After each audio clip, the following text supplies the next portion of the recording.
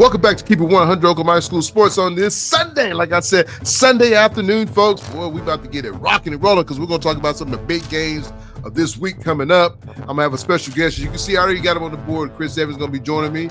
We're going to talk high school football. We're going to talk about the class, all the classes a little bit, but we'll break that Guthrie Colorado game down. And there's two other games I'd like him to discuss with me, the Hare and then Jones. Both of those teams are doing big things this season so far. I like to give them some love, but like I said, I'm going to bring Chris Evans to the show. We're going to get this party jumping, folks. Here we go. What's up, Chris? How we doing, Tony?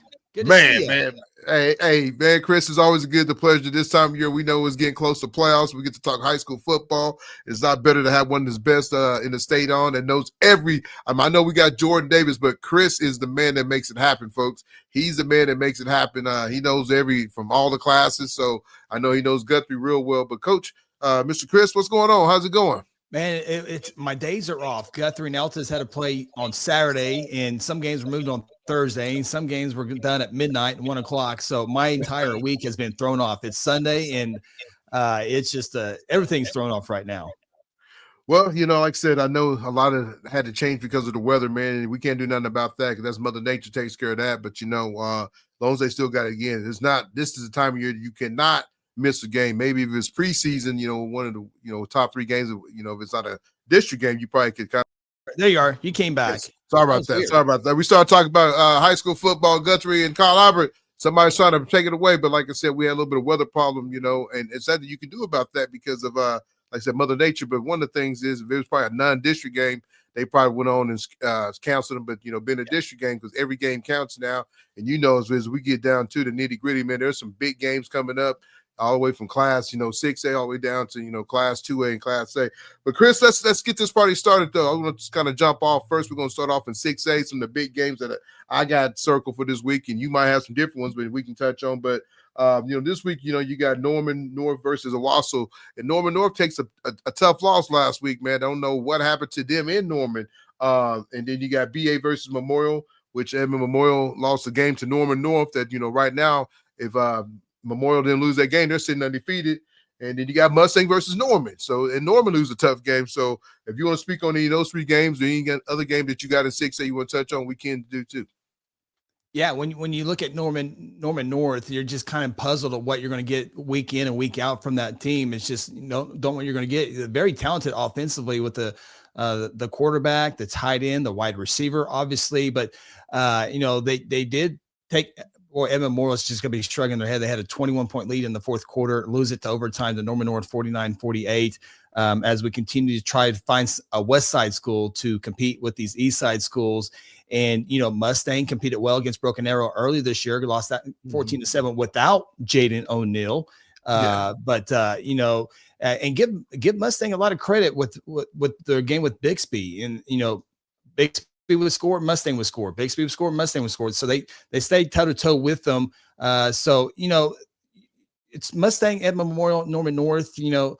Norman had a little bit of a shocking loss recently. But, Bixby, it feels like Bixby is in their own world. And then Jinx is in a world just below that. And then it's kind of everybody else. And Owasso will continue to be a strong team to continue just because they're big offensive linemen that they have and defensive linemen as well. So, I'm really looking for 6A1, some competitiveness. And outside of Bixby, we've gotten that. But big kudos to Mustang I think, to play Bixby that close.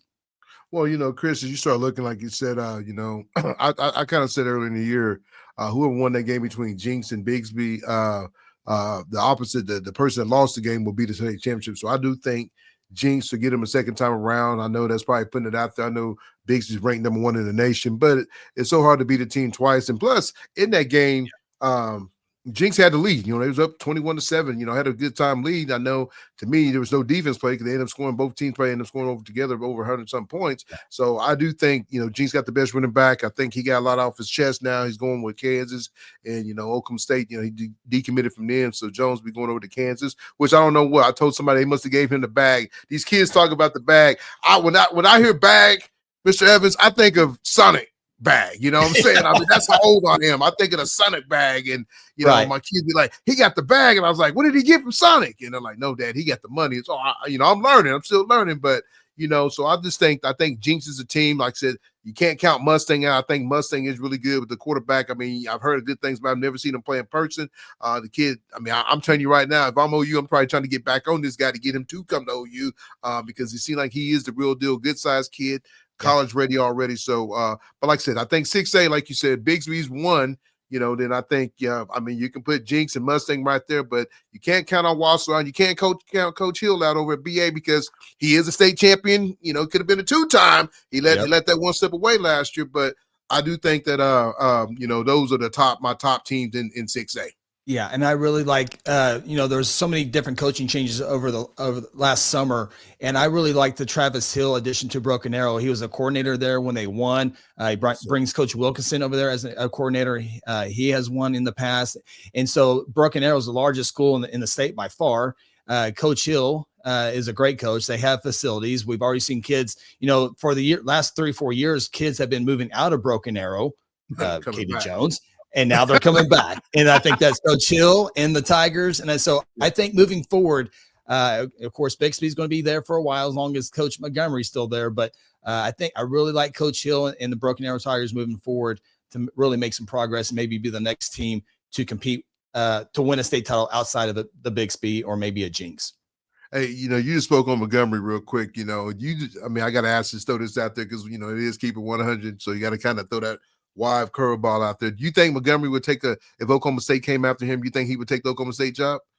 Well, if Oklahoma State offered, I don't know why he would not take that job. I saw a little plane ride that he apparently may have taken from Bixby to Stillwater not too long ago. But, I think it would be, if that is true, I think it'd be pretty smart for Oklahoma State to bring in Lauren and just to meet him and just to hear about him. You keep seeing all these points. I think just to meet him as a person and it might help down the line with maybe kids going to OSU from Bixby to OSU.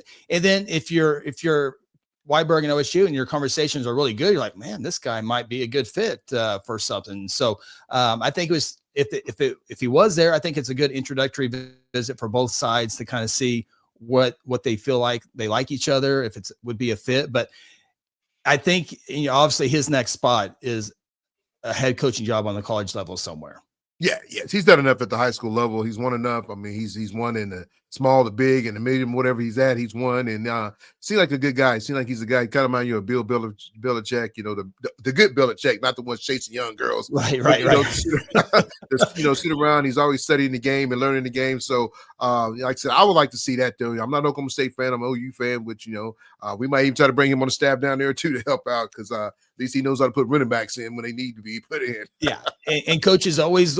Don't even get me started on Xavier. I talked to Coach Dunn last week, and I'm like, I don't know what you're going to get my blood pressure going. He needs the ball 25 times the ball game. I'm so tired of the 9 rushes for 109 yards. What else does this guy need to do? And he did it last year as well. So that is so frustrating. I think as we get into it, I think it's that NIL money now. You bring these big time players in, and then so they got to pay them. So these donors are giving all this money, and they're like, "Hey, man, we got to pay these. We got to pay this guy." It's kind of like the guy they brought in, the running back from California. Hasn't done nothing. I mean, it's just a waste of money. We could have used that money, got a couple more linemen because that's what I see like we need help at, and maybe a couple more DBs because I said I think they got exposed yesterday. I know we're talking high school, but hey, we talk all football. Absolutely. We get going. We talk, but I just think they got exposed a little bit, So it's crazy though. But like I said, it's they still got a chance. They went out. That's part of the game. The good thing about it now, it's not like the old time. You lose, you drop. If you go out and beat Alabama, you beat Georgia. I mean, not Georgia, but Alabama. They got Missouri, and I think Tennessee. They got LSU, which LSU, man, they've kind of fallen to the tank. I wouldn't be surprised they let him go. But if they go out and beat the, a top, a couple of teams that's a little higher than them, and so other people get beat, they got a chance. Vanderbilt's doing a good job, but that Cinderella story is going to come to an end. I mean, he kind of reminds me so much of Johnny Football, man. He's a winner. I don't know if he can go win at the next level. The quarterback for Vanderbilt. Well, the good thing, the running back for OU got a lot of that bag, if you will. But Xavier and the Blaylock kid are playing better, so they're playing the better player. They're not playing the guy with the contract to get their money. So that's one good thing out of this entire deal. But just give Xavier 20-25 carries, please. Yes. I mean, and that's what they did last week when I went to South Carolina. Me and some guys, we went up there and hung out in South Carolina, and you know, we try to do a road trip every year. I think next year is Michigan, but we went up to South Carolina and had a good chance, you know, and me and Ethan, we do a show still. It's, you know, it's called OU's Practice Report. We kind of talk about the game. So we're in here do this on Wednesday. We'll talk about the the South Carolina game and talk about the game they just had. It's so missed. But one of the things that they did last week when they was in South Carolina is that they ran the ball more. And I felt like yesterday, it's like they're trying to put the game back in the, you know, John, what's his name? John Mateer, the Q-backs, you know, trying to put it back in his hand. I mean, Xavier goes off and scores 2 touchdowns. And the next series we get the ball, we run the quarterback 3 times. Don't make no sense. Why? He's not up for the Heisman. Let it go. I mean, let Xavier get his thing, get his money, get his yards. I mean, the kid is playing out. I don't understand, you know, what's going to happen with a young man like that. And I don't blame him because he stuck it out that he is going to get in the transfer portal. And he's going to go somewhere and do big things and maybe have a chance to, you know, win a rushing title. No doubt. And I think he's proven himself, not only last year, but this year as well. Blaylock has come in and done a great job as well. And I don't mind Blaylock maybe getting more carries than Xavier, but it's definitely Xavier needs way more carries. And I think it's a good 1-2 punch, and that will help Mateer run the football. I mean, he can, you know, drop it and run the football if everything breaks down. That's where I think he really does a good job. But man, you know, we always hear about, you need to get the running game going. Well, you got 2 good backs. Utilize them, man. That's it. Well, we're gonna jump on to 6A, 6A2. You know, right now I think Stillwater's a deal. Them and Sand Springs are big. One of the biggest games that points out to me this come up Friday night is Stillwater versus Piedmont. Piedmont's that triple option, so it's hard to get prepared for. But you know, Stillwater runs that zombie, so they'll probably be in that zone when the guy runs. But that's one of the teams that looks like to me Stillwater could be the clear favorite to win it. But I think Sand Springs is a team. I know Choctaw sitting at 4-4, have lost some tight games, but you know that's Corbin. They always kind of got the gold standard magic going, so they'll find a way to, you know, get there. So once you punch that ticket to get in, now I want you to educate me on this because I think this is the only class. Is this the class they take everybody, or they're still just taking the top 4? So they'll take 12 of the 16 teams. So if you win 2 games in your district, you're in the playoffs more than likely. And I think one of those teams might be U.S. Grant. U.S. Grant. Or someone like that that might have a chance to get into the playoffs. They got Northwest Class and Lawton Ike left. So we saw a couple teams last year with horrendous records get into the someone's at the front door. No, you know, 6A2, Tony, as you've seen over the years, has been one of the fun classes to follow. This year, it's kind of like, yeah. I think everyone's chasing Stillwater, Sand Springs. Sand Springs hasn't won a state championship since 1966. So if this is their year, the Easton Webb, the senior quarterback, Dom Forbes is a great wide receiver, and they've taken their bumps and bruises over the years against 6A2, Stillwater, Choctaw, among others. But this is the year for them to get it all. Stillwater is the team that's chasing. Sand Springs has a chance.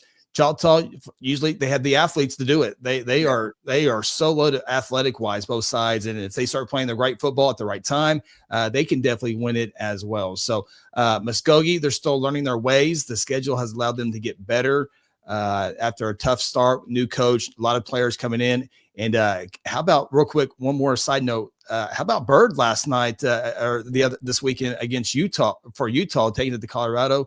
He got the start, and he had over 100 yards rushing, over 100 yards passing. So it's always cool. We talked about Xavier, but it's so cool to see these high school kids on the big stage in the front of the big cameras, in front of the big lights. It just does my heart good. I just couldn't be so happy for Mr. Ficklin and what he did last night. Great family, man. I usually speak to mom and dad. You know, usually I text her early in the season, asked how I was going, and she said that they didn't know if they was going to redshirt him or run second team. He's one of my first interviews when I started keeping 100, so I got the picture of me and him. He had the fro going. I looked a little bit skinnier too, so I might have to break that picture out. That's all good. Yeah, so no, that's good stuff when you always got these kids that can do that. Absolutely. I mean, another young man, I know he's up in Tulsa. You know, he went from Oklahoma State to Baylor. Then I think he went to Mexico. Then he ended up at Tulsa. It's Nick from Bishop Beginnings team we're going to talk about here in a few minutes. But yeah. I'd love to see these guys that's getting a chance to do the things they're doing. McConnell, got to give him some love over there at Vanderbilt. They keep balling out. This kid might have a chance to play for a national championship. He started his career off at, I think, Minnesota. Now he's over at Vanderbilt, started for them on the O-line and blocking for a quarterback that might have a chance to win a Heisman. So that's pretty cool when you get these Oklahoma kids out of. It's so funny. People talk about Texas, Texas, and Texas basketball, Texas this, and well, Texas come and get our kids too, you know what I'm saying? And our kids are good. So I tell you, Oklahoma is putting itself on the map in football, basketball. I think we already dominated wrestling. So I think Oklahoma's a good place to live, you know. I mean, you got a NBA championship team here. You know, the Mavericks don't have one, and they got a bunch of money tied up in those guys because why the Thunder play? I'm not a Thunder fan, I'm a LeBron fan, but the Thunder play great team basketball. That's what I like about those guys. It's fun. It's fun. And I know OSU has a season to forget this year, but you know, Fields at running back is having a good Fields, year. Del City kid. So it's fun. And we got some, you know, Taj Overton at Owasso committed to Missouri. As you mentioned, KD Jones going to Kansas. Got to keep these kids in state, but I understand it's all the going on. Mason James, the Norman North wide receiver, is headed to Washington. And so Texas is, I don't know, 20 times bigger than Oklahoma. I don't know what it is, but you know, per capita, Oklahoma does a pretty good job putting the Division I kids out. But real quick before we jump into 5A, but in 6A, you know, we talked about Choctaw. You know, Carl Albert's backup quarterback Friday. He ended up transferring to Choctaw. So I wonder if he's eligible yet to go play. I think if you move him to quarterback and maybe put Garrison somewhere else, I think that team can make a big time run because he is pretty salty, a pretty good QB. I don't know if Corbin will do that. I know, with him, coming on in the later season, but I think if you can make those changes, maybe do the dual threat like you did last year with him and Cash, with Friday and Garrison, I think you can do some things because the Friday kid is pretty salty. I was really shocked that he did transfer into Carl Albert from Putnam City. I don't know if he did his homework before he came over there because Anderson, we'll talk about him in a few minutes, is a good QB, but I'm just saying that sometimes you kids, before you transfer in, you make sure who's coming in before you go there. You know, I think sometimes these coaches like, yeah, we want everybody to come in because if I got you, I can't get beat against you. So I think that's one of the biggest things. But, you know, when you're doing this transfer, make sure you know who's coming in. But I do think if Friday gets a chance to get over there to Choctaw and get a chance to get on the field, you can see some explosive going on here in the playoffs. Yeah, you never know what happens if he's ready or not, but maybe it could be a spark as well. Yeah. And, competition always makes everybody better. And so maybe that's the spark that Choctaw needs. And, Choctaw's had a tough schedule, but it's, they do, as you mentioned earlier, they do miss Cash and miss Juju as well. But every school loses players, every school graduates players. So it's one of those deals. That's part of the process of building these programs, as we see year in and year out. And Choctaw has done that over the last couple of years where they've been really competitive in 6A2 football. So yeah, it'll be interesting there. And again, I know if I'm in 6A2 and I don't want to see Choctaw on my playoff schedules just because they've been there and done that. And that goes a long ways. But they've had a good schedule, and that good schedule will have them ready come playoff time. Going into 5A, I think we got some big time games coming up. You got Newcastle versus Bishop McGinnis. Could be this Friday night. Could be for the district championship. You got Del City. They'll take on Claremore, but if they get past Claremore, they have to go take on Pryor next Friday night. Not week 10 Friday night against Pryor. So that'd be a tough one. And then you got the big one that everybody loves, the Soul Bowl. But it's a Guthrie Carl Albert Bowl instead. Yeah. But two good teams, man. I think this is, when I watched Guthrie play, early this year against Tuttle, Cruz is a kid I had on early this year on the show, one of the top quarterbacks in the state. Tuttle's one of the best teams in the state. I think they can win at all different classes. What they got, the stadium, what they're building out there. They're becoming the new Bigsby of this side of the state, just in class, 4A, but I tell you right now, I think Guthrie's better than what they were last year. I know there's some kids who will throw their names out. I did some research this morning, the quarterback and all those guys. But I think this Friday night's going to be a tough game for Carl Albert. I don't know what the weather's going to be like, but I just think if Carl Albert, can get the running game going, it can be in their control. But if Guthrie can control that running game, and these guys better than I do, it's going to be a long night for Carl Albert because, I think, not saying Anderson can't do it because, I got belief in this kid, a kid that I train and I'm with a lot. But I'm just saying now that, hey, it's your shadow, it's your time to go. The Lodge's sitting over 1,300 yards. That's going to be the biggest key. How can Guthrie slow him down? Yeah, that's exactly right. I think both teams want to run the football, and both teams have run the football really, really well this year. And it's complement with the passing game, and it's not going to be like the Jamin Reed kid from Altus or some of these big time quarterbacks, but they're sufficient. They do jobs. They're program kids. They work at it. So the running game is where it's at. Matthews is a talented running back, as you're fully aware of. And they'll throw him in some wildcat formations. And I think it's strength versus strength. Carl Albert's running game, and Guthrie loves to stop the run. And so Carl Albert loves to stop the run. So I think that this game might take an hour and a half to complete, plus a 20-minute timeout, because both teams want to run the football on first and second down and maybe throw it on third down. But in this game, you always see different things come out. And so Guthrie Carver want to run on first down. So you know what? Let's go away from the script and throw it on first down just to try to mix things up. And so that's what this series is really fun. And we've Carver has been on a run. I can't remember how many years Carver has won in a row in this series, but it's at least 7 years in a row. But the one thing with Guthrie is they have a running game with they can throw out 7 different running backs. And, That's what I was looking at. You got Smith, you got Rice. You got Thomas. I mean, a lot of these guys, man, I mean, they don't have a bunch of yards, but, you're looking at E. Smith, he got 60 carries with 385, 5 TDs. You got Rice, I think that's the QB, 44 carries, 208 yards and 3 TDs. And you got Z. Thomas, 28 carries for 291 yards and 5 TDs. So you're looking at a 3-headed monster. It might be more than that. So, this team more than I did. These are some of the stats that I got to pull up, but you're looking at 3 guys that can run the ball. So, you can't just worry about, trying to stop one guy. And I think that's what, when you look at Carl Albert, you look at the Elijah stats, man. The kid he's running wild, man. I mean, it's crazy. I mean, he has 127 carries for 1,259 yards and 25 TDs.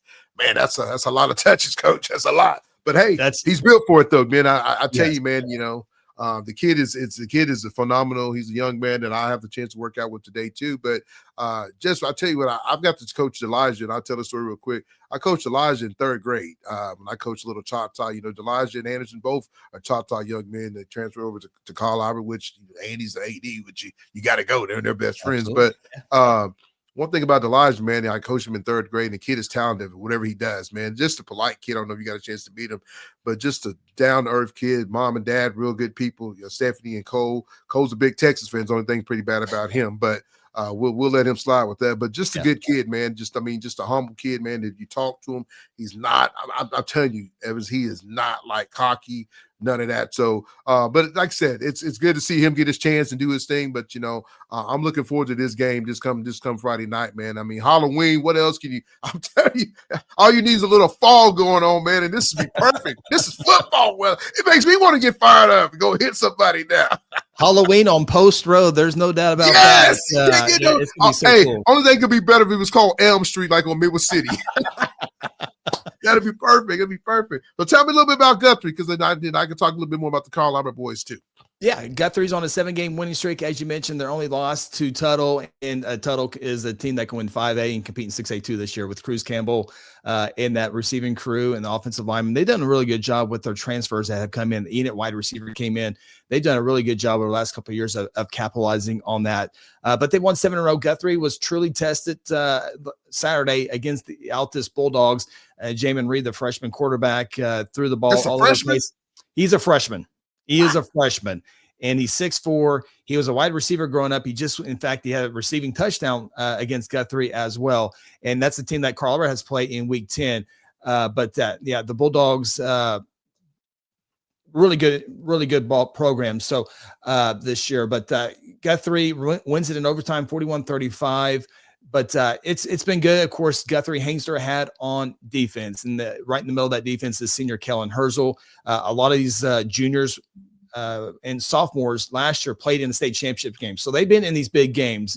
Yeah. And the one thing about this Guthrie team is they will not be intimidated by the Carl Albert logo when they enter there. They've seen Carl Albert over the years. I think a lot of teams see that logo and they're beat before they even get out there. So, and we've seen a couple of years ago, I think you were there, Tony, Kevin Sperry in that group with all those studs as juniors inside Jelsman Stadium. And, athlete for athlete, Carl Albert was all over the place. And Carl Albert throws a game-winning score with 45 seconds left. So, when these two teams get together, you never know what happens. Kind of like a OU Texas, but a more friendly rivalry. But OU's really talented, but somehow Texas competes and keeps it close. That's what this series is fun. It's mutual respect between two programs.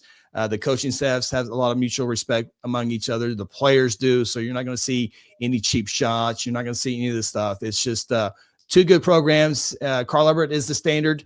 Guthrie has had the best competition against them in the last 2 decades during this run. So it's a fun series. Carl Everett has had the upper hand on it here as they go for their 4th state championship, but it's a lot of fun when these two teams get together. No, you talk about the Hessel kid. I mean, over 60 tackles. Barton, 47 tackles. Is it McHone or McHoney? McHone, 49 tackles. I mean, you're looking at some guys that done some big things on defense. They're coming up and hitting you in the mouth. Then you got Russell, the sack leader. I think he has 3, and then Hizzle has 3 too. So it tells you right there, these guys are gonna come out and do their job. And then, like I said, they win with defense, and everybody knows defense wins championship. And you start looking at Carl Albert, what they've done. Like I said, we talked about Elijah over 1,200 some yards. 25 TDs in QB. Anderson, he's 65 for 96 for 971 yards, 11 TDs. This is the big key: 0 interceptions. That's managing the game, and that's all Coach Mike Dunn and Coach Johnson wants him to do. When you got a thoroughbred in the backfield, you hand it to him. Then when you got to throw the ball, he can throw the ball. And then, like you said, they go to Wildcat. Elijah can throw out of the Wildcat too. So it's gonna be a great game. The top receivers, Webster. I think he has a couple touchdowns. And defense is where I think Carl Albert, you talk about all the guys they had before, and they lose these guys. But, LeBron said, wait a minute, I got game 2. Yeah, LeBron said, we're not talking about LeBron James, the basketball player. We're talking about LeBron James, the defensive end. He'll get after you, folks. I'm telling you right now, the kid will get after you. Let me look at his stats real quick. Let me find it. I know I had him right here. I did my homework, Mr. Evans. I had to be prepared, but I'm going with the best. Hey, I know you are. Hey, you looked it up. Let me throw out some real quick. Dalen Rice, the junior quarterback, he's also one of the top pitchers on the baseball team.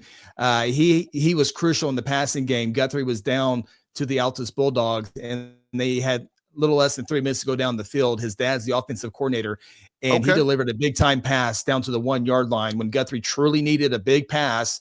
And Altus knew the pass was coming. He stepped up and delivered a ball to Maddox Vaughn, a senior wide receiver, down to the 1-yard line. Rice scores to tie the ball game up. So so we talk about these running games, and I want to give kudos to Dalen Rice, junior quarterback, Maddox Vaughn, the senior wide receiver, and also Jace Rainwater, a senior wide receiver. Amari Watson has done a good job in the passing game, also in the running game. And then you mentioned just a second ago, I really like the Jackson Webster kid. He's a great athlete, not only on the football field, he's a very good baseball player as well. So I love his name. His name is pretty popular. When you start talking Webster in a couve, Carl Albert, it rings a bell. You know what I'm saying? I mean, I met Jackson's mom. I've got to know her over the last several months here in Guthrie, and she is so probably sick and tired of me. She understands the Jeff Webster thing that follows her all the time, but I'm the biggest Jeff Webster fan of all time. That turnaround baseline jump shot. Yes, I still remember. I remember the ears. He still has the ears out there. Yes, that's it. One of my favorite high school players ever. I was a young guy watching him. Of course, played for OU as well. Man, that dude was big time.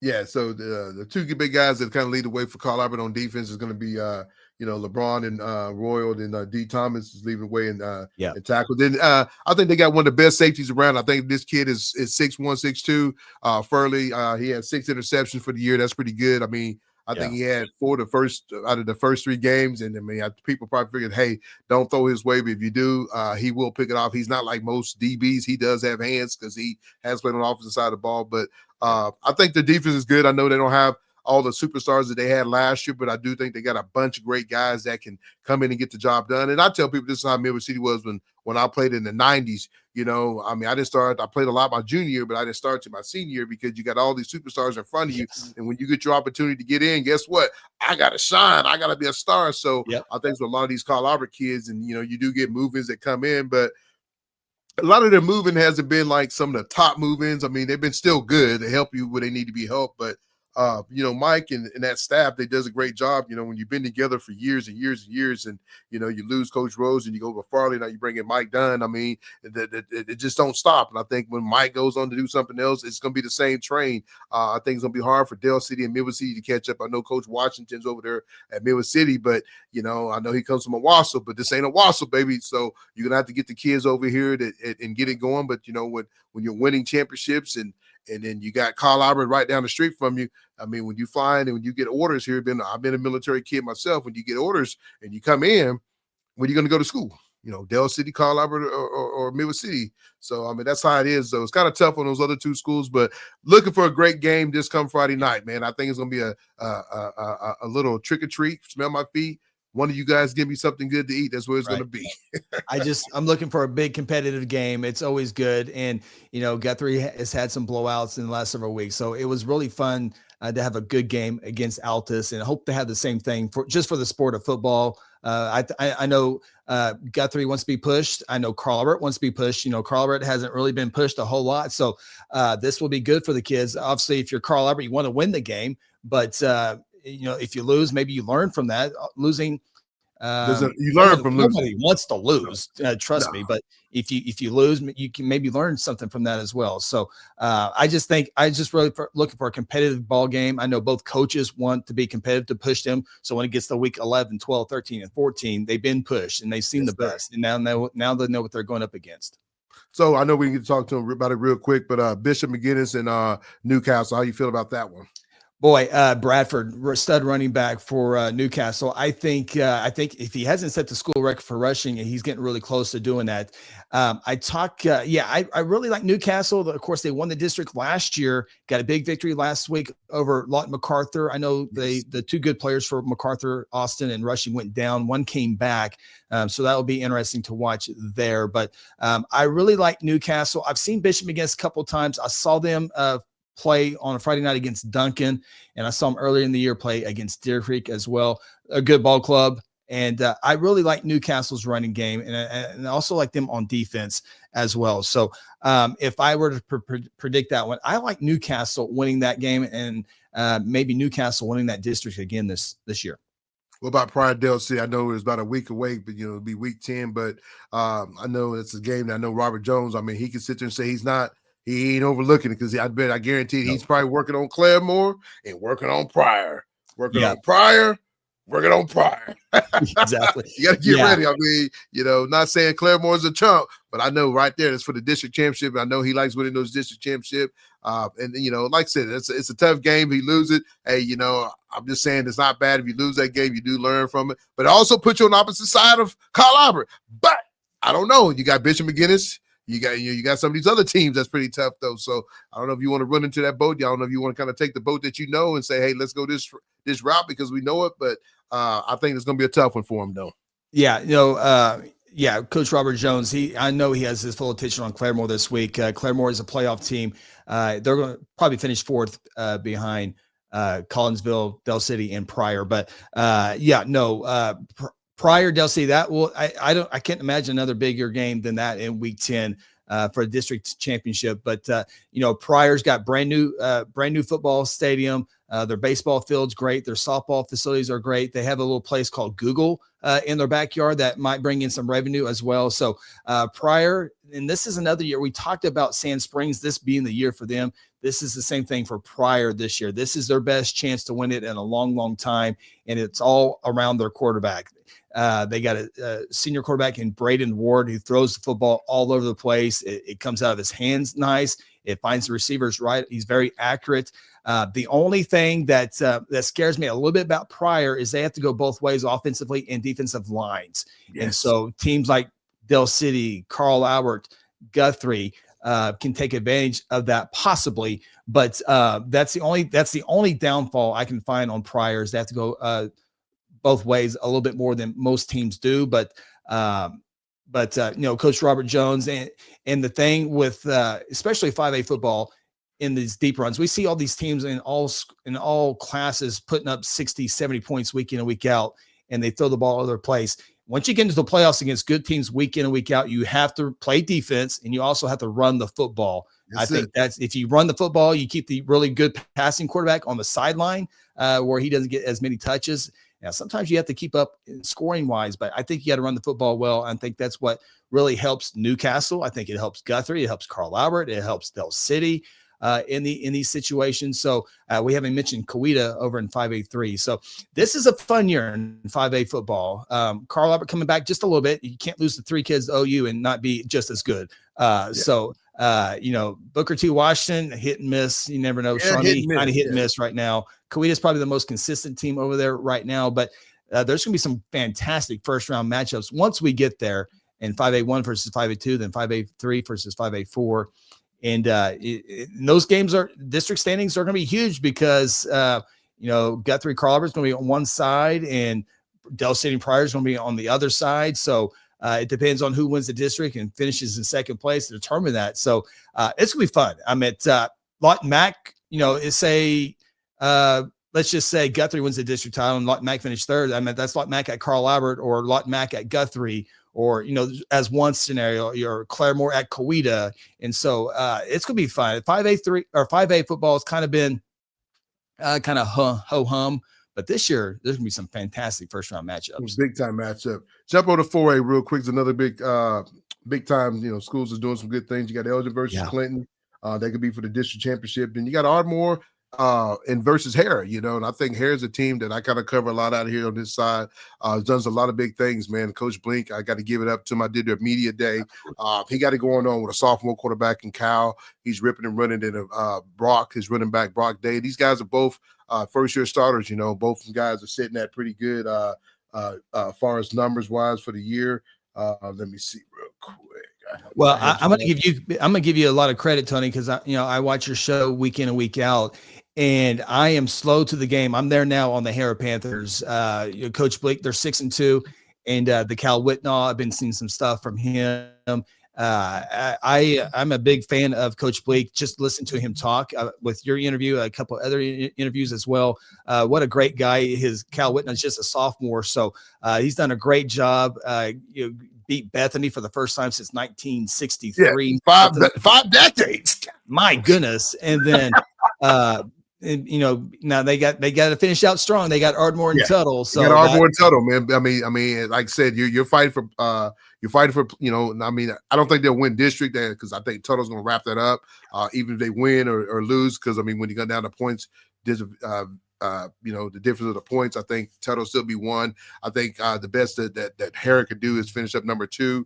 But the numbers these guys are putting up, man. I got to give it to them. The kids, like I said, he's another kid. I might start getting people to come to me and train with me. He's another young man that trains with him and Brock Day. Both train with me. I had them all winter, all summer. So I got to give myself a little pat on the back. Just joking. These guys are really good athletes, man. These kids that come over, well-mannered young men. Cal is putting up. He's putting up PlayStation numbers. Just crazy what he's done. Just a sophomore, first-year starter, 87 for 156, 1,299 yards, 21 TDs, 6 interception. Rushing is crazy too. Brock Day, first-year running back, a kid that I have a lot of credit for him. He got hurt a game. He sat out, so ain't got a chance to. A lot of these guys ain't got a chance to play all 4 quarters because they've been blowing people out. But Brock Day's a kid that sat out the game. He's sitting at, like I said, 825 yards, 8 TDs. I know his goal when we did the show, the media show, he wanted to be 1,000 yards. He's got to go busy for the next 2 weeks against two good defenses. But Krebs is their receiver. I think he's sitting at 26 catches, 395 yards. Quinn's a big tight end defensive end. He's getting some D1 looks. Tulsa's kind of been on this kid. 12 catches, 204 yards, and then the defensive side of the ball, Osborne. This kid's a leader right here. 52 tackles. Cobb's got 30 tackles. Then their sack leader is Morgan. And Easton, a kid that moved over from McLeod, just came over, is leading them in interceptions and has some big time interceptions. And when the game is on the line, so Blink has done a great job. I'm a Blink fan. If you look at him, he looks like he's one of the kids. So If you didn't know who he was, man, you probably get lost of him because you're like, man, that's one of the players. But he's done a good job with these guys, man, getting them out, especially with the teams that's around him, Carl Albert, Choctaw, Shawnee, and all these schools around him. He's done a really good job, though. Like I said, he's taken two young men that wasn't starters, now they're starters, and taking care of business. And Brock, and I mean, I call them kind of like thunder and lightning. When they both running the ball, I mean, they both can do dangerous things when the ball's in their hand. Yeah, and you mentioned they might finish third. Of course, this week with Ardmore, and that's a game that will probably decide second or third place in there. You see what happens after that, and then you'll play Tuttle. You'll see where you are among the best offensive, defensively. You'll learn about yourself, and it'll make Hara better. But you said Hara might finish third, possibly, but that's a trip to Clinton for a first round playoff game.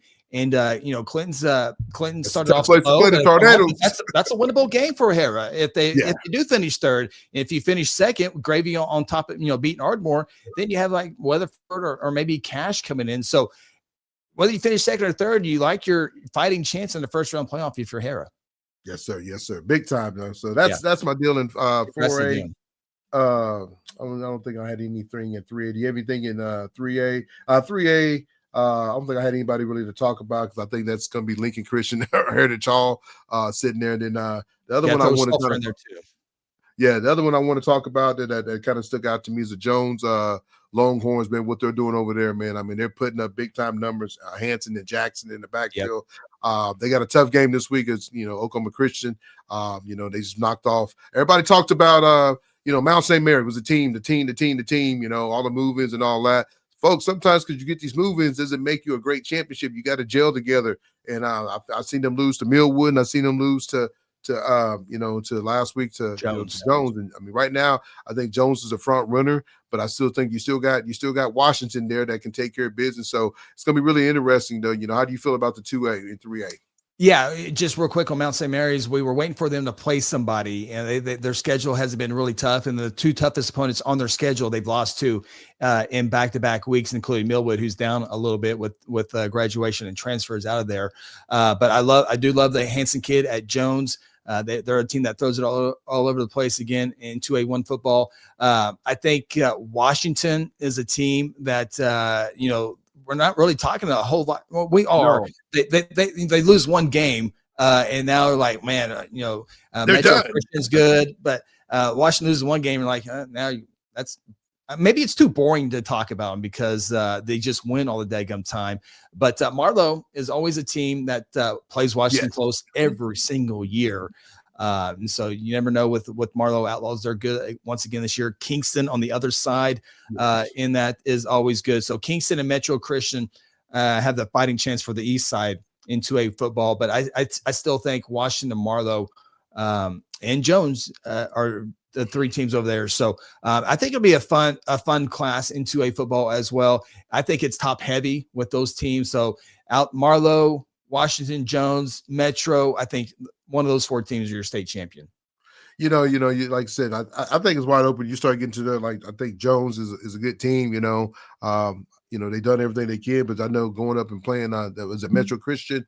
I know they would play them last year. I think that's what knocked them out. But you never know. When you start getting on the road and you start traveling, and like I said, the weather's been good. It's been great football weather, but what happens when it rain and the snow and things don't go your way, then you start getting these little bumps and bruises that you didn't get before, and now you're in week 10, week 11, week 12.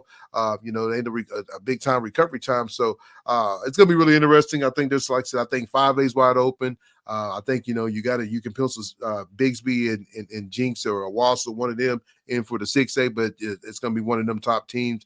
Like I said, I think 5A is the most the one that's really. I mean, I know everybody got Carl Albert on this winning streak, but I think Carl Albert, they're going to these next few weeks, these next 2 weeks, are going to be battle tested. Against Guthrie and Altus, it's going to tell you where they're at. And like I said, can they get the job done? Yeah, they got a great team. They got a great coaching staff. But Guthrie's not going to lay down, so it's going to be really, really interesting what happens these next few weeks. Yeah, and Altus is not going to lay down either. And you can kind of going back to cold weather and playoffs and all that stuff. That's the other thing with Jones. They throw the ball over with Hanson, but he can run. got to get that running game going if you're Jones to be a balanced offense and make the other team respect that, to allow that passing game to open up with Jones. And that's, I think, the one thing that has kind of gotten them over there. They're going to put up 50, 60 points throughout the regular season. But once we get up to the best of the best, I think those running games, when it's cold and people are hitting you and it stings a little bit different, those running games are important to open up your passing games. But Jones, they will be a difficult team on your playoff schedule. There's no doubt. Yeah, it seems like he's put up some decent numbers if you're looking at him. Hanson's got 66 carries, 741 yards, 10 TDs. Then Jackson, he's a transfer that came over from Dale City, which is probably the best move he could have made, not playing behind Rickland Holmes and Blackwolf. So great move for him. He got 67 carries for 689 yards. The top receiver is Collier. I think he got 18 for 392. And then, so then defense side, I think that they got the two, the brothers Luke and then Eli, the bus. Those young men, both can bring it. Great, guys that play linebacker. Both brothers, one's a senior, one's a sophomore. Got a chance to get to know those guys real well. Really, really good ball players. And then, you look at their best defensive back is a young man named D. Thomas with 4 interceptions. It's pretty cool to see these kids get these picks, though. It means they're doing a job of reading the ball and all that, though. Any big upsets you could think of, to get the show popping and have everybody looking and watching. Man, I'm not good at the bulletin board stuff. I as even when I watch basketball, football, and all sports, man, I just want a game that comes down to the end. I want to be entertained. Yes, and then, wins and losses, they're always fun to talk about afterwards. But in the moment, I love those big time games. I know there's probably a lot of nervous people in Guthrie, although we told the Guthrie fans, Altus is a real team this year. They got it going on. And so I was, it was an overtime. Of course, I wanted Guthrie to win. I was rooting for Guthrie to win, but I was like, man, this is great. Overtime. Yes. Your heartbeat beats a little bit different and you're looking at strategies. So I think it's great for high school football to have those competitive games because I'm sure you've noticed, Tony, but there's been a lot of blowouts, especially 6-2. No, man, it's not even good. I think you talked about that one week on your show. It's like, man, this is not good for high school football to have all these shutouts. I don't know if you got to kind of reclassify those districts. Mike, me and Coach Jones talked about this yesterday before he went on the air with Sports Animal. We were just talking about, he's like, man, it's boring. You won a game. And he said, man, much as close that Collegeville, he goes, man, I was excited about it. And I was like, man, I only person who really get excited about the blowouts is the kids of the backups. But, think about a guy like a Delijah that's not getting to play the whole game, or some of y'all's guys not getting to play the whole game. And so, third quarter, they're taking them out because you don't want them to get hurt or you want them to get their stats. But, I just think about it. If Elijah's probably, he might have 1,500 yards. Cole, same with this young man, and then like, Brock, some of these guys could have bigger numbers than what they already have if they played the whole game. So I would like for, I don't know who does it, but to kind of tighten these dishes up, better games, maybe move people around. I think it's time to move some of these teams up to 6A to the other 6A, 6A2. If it's a Carl Albert or somebody, move them up because right now it's kind of, maybe even move some of those teams down from 6A big that's not really winning up there and move them down to 6A2 to make it more competitive. Because right now I don't think it's very competitive, man.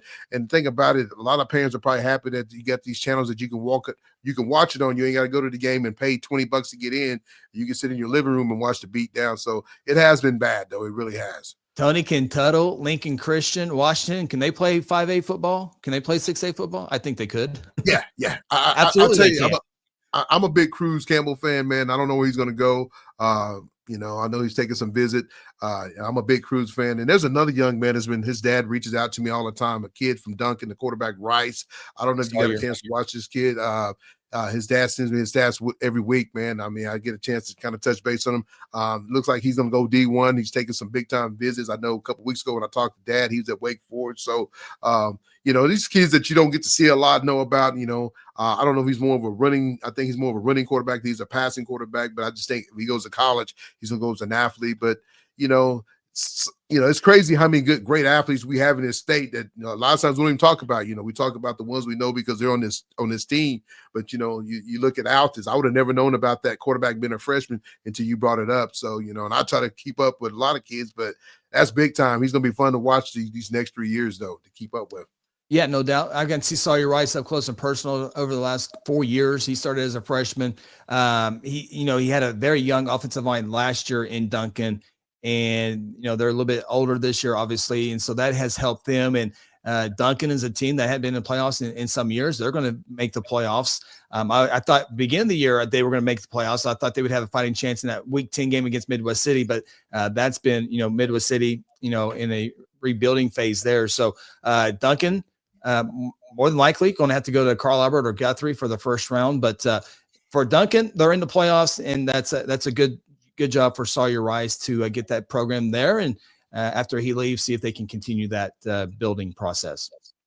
Well, Mr. Evans, man, it's always a pleasure to have you on the show, man. I love talking high school football with you, man. Great. I mean, you're one of the top guys in the state, man. I give it to you and Jordan, man. Y'all know your stuff, and you know your stuff more than anybody because you own every class. So I got to give kudos when kudos are due, man. That's why I like bringing you on. I know you're a big time Guthrie, but you talk about all these different teams, man. That's what it's all about. I don't have a dog in a fight, man. I got 3 or 4 kids that I kind of work with, but I love all the teams, man. That's the thing about it's cool not having a kid playing that you can watch and talk about every kid you want, and nobody can get mad at you. But like I said, I really appreciate you coming on the show and joining me in week 8, talk about week 9 and week 10. So as we get ready for playoffs, I like to try to do something with me, you, and Jordan, maybe going into the playoffs. If you have time, we can set something up though, because Absolutely. I love my new format because I get to sit here by myself and and I love it, man. It's been pretty cool. We can reach out to a lot of different teams. But if you didn't notice, me and you on the UCO field because that's what the state championship would be played at all the games this year. Will you be calling all of them? You and your crew, will y'all be calling all the games this year? Yeah, we will definitely be producing them. I like to spread out the talent. We did actually the play-by-play of the Guthrie Carl Albert 5A state championship, but I try not to get on there too much. I like to spread it out and just worry about the production, the replay, and the graphics and all that. But yeah, we will definitely be there for that. And big thank you to Tony. I always wait for your shows to drop every week on my YouTube subscription, so I can be. There's not very many of us out there. I think there might be more and more as you continue your show and we do what we do. I think it might pick on, but I wish there was more high school content. I eat it up. I absolutely love it. And you're on top of it, not only for football, but basketball as well. So you do a great job, and it's a must watch that I get every single week. I mean, I love it, man. Like I said, like he just kind of mentioned, you people that don't know, we started a new line. We're trying to get the ladies out there, their names out there with our Oklahoma High School Girls Between the Lines. Me and Coach Vic, the head coach over at Harrob's Girls Basketball, but the guy's I call him the Godfather of basketball. He knows a lot, man. We've been bringing a lot of different college coaches on. We've had D1 coaches, D2, junior college, and some of the top players in the state. The girls need to get recognized too. Like we recognize these young men in football, we need to recognize these girls. We got some top players in the state of Oklahoma that's going out and staying here. So, the 2029 class is loaded with some of the girls that's coming up on it. And then all the girls is already kind of, paid the pay way for these younger girls, but it's something that me and Coach V do. And it's pretty cool. Cause like I said, we've got girls from Tulsa. My 918 has been strong with the Tulsa community with girls basketball. And like I said, something that we're really trying to bring to the format to Oklahoma. We really love it. Well, and the other thing that I loved your interview with your boy. That was fantastic. Growing up, it was the major sports, football, basketball, baseball, but about 14 years or 15 years now, I have really gotten into the sport of wrestling, and it is big time to be around those wrestlers who are really, really good. Those elite guys like your boy. One of our sideline guys was a 2-time All-American at UCO and on the All-Century team. And just watching these guys compete year in and year out is so much fun. I love the wrestling deal, and for your son to do what he has done, those are such great stories. In just all sports, I've learned to come watch a little bit of swimming. I never thought I would like swimming, but in volleyball, I don't know how those girls are so strong. I don't know how they don't break 5 or 6 noses in a match because they get up there and swat that ball. So man, it's so much fun. Watch high school athletics, but those elite kids like your kid go on to different levels at UCO. That place is just rock and roll. We got a couple Guthrie kids up there right now that are good, and then they get on UCO and they're like, man, they're trying to compete, just get on the mat. And then the ones that get on the mat, like your boy, to win national, that's different level stuff. So congrats on that. That's a cool story. I appreciate it, man. Like since this last year, it was cool. He's supposed to do he did a podcast with another young man at Diggs, and it never dropped. And I was like, you know what, man, it'd be pretty cool. We ain't never done the show. Yeah. You know, I've asked him before, and he's like, nah. I think he's got older now. You know, it's his last year. It really ain't that much pressure on him. You know, something he said the other day, you know, it tickled me as a dad. And like, wait a minute. But, you know, it's all about, he's like, hey, man, I love to win with my team instead of me winning that third one, you know, which is, you know. I can tell. Yeah, I can tell listening to him. That's cool because this is his last run, and he's kind of a leader. And then when he came on, man, Stiley, you know, my kid had a chance to go D1, man, and I was all about that, pump that chest. I want my boy D1.